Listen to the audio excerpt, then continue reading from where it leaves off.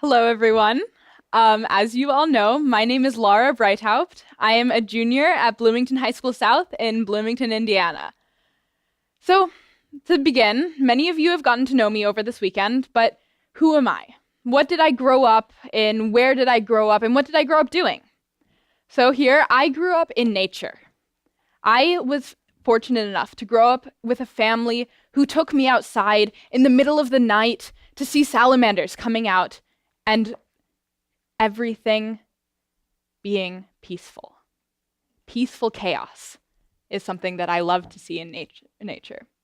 So I was able to go hiking in Norway and Austria, and I was able to kayak through the woods, which is interesting. All right, so how my Project Grain experience all began with this.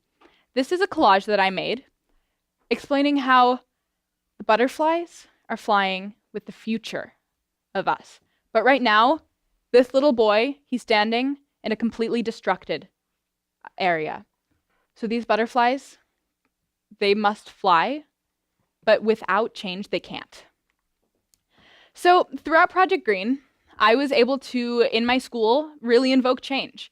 I studied the carbon cycle, for example, to see how everything fits together. Whether it's through soil, through the air, carbon is not the enemy. In fact, it is what will save us, if used properly. I carried around my trash for 2 days, and I was going on my college visits that weekend. Boy, did I get a lot of good stares from those students. So I was able to, with my sustainability club, we sold reusable straws in our school to spread awareness and sip sustainably. That was our motto. Sipping sustainably. We need to get rid of the plastic in our oceans that are destroying us, that are destroying our fish, that are destroying the world.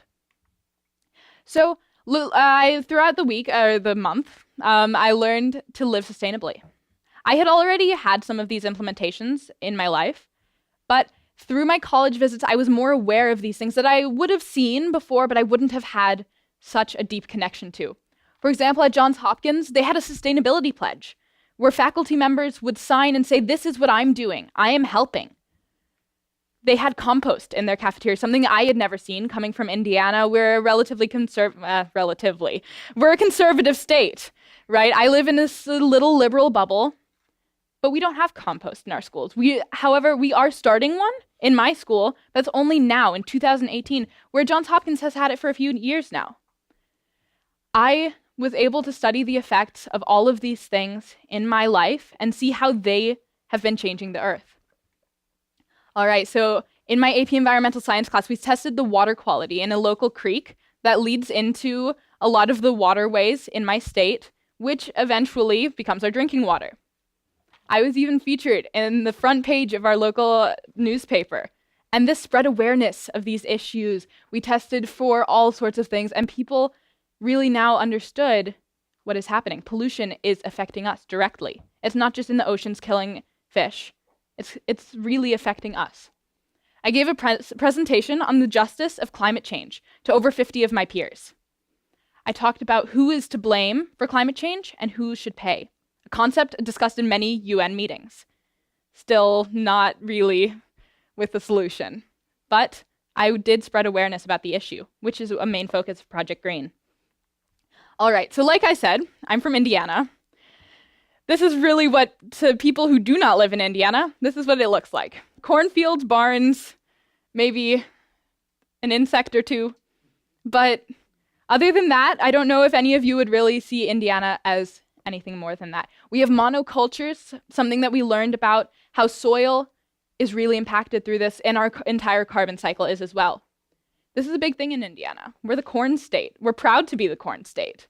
But we need to realize that a change has to be made.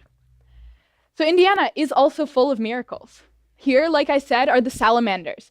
On the first warm rain of the year, amphibians come out of hibernation, and it's salamanders, frogs, all amphibians. So we hike to the forest in the middle of the night, whether it's a school night or not, we don't care. We go, we look for this one pond. We know where it is. When you shine your flashlight over there, all you see is thousands of eyes looking back at you. And all you hear is the chorus of these frogs, and everything else melts away. So, Indiana also does have some environmental groups. I work with Indiana Forest Alliance. I have volunteered for them to spread awareness about these issues. And now I come to this, the power of one. This is something that we stress a lot in Project Green, the power of one. So I've talked a bit about my power that I have had on my community, but what we also have to take into consideration is the power of one in destruction. The power of one person. These are the per capita climate emissions throughout the world. The United States is second after Canada, but it's all right, Emma.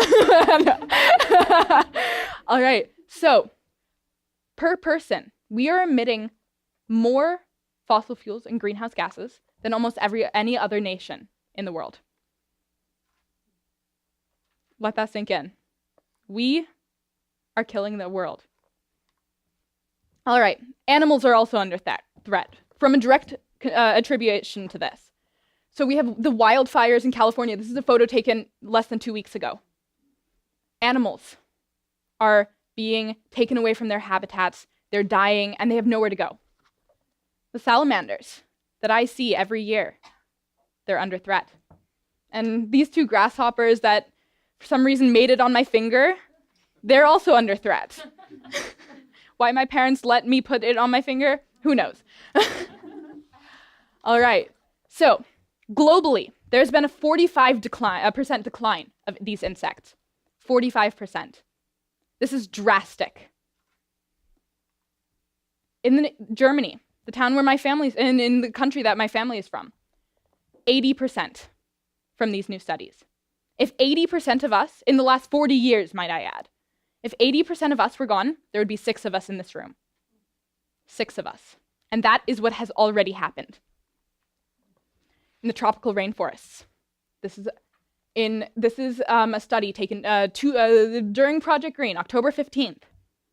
Insects are dying.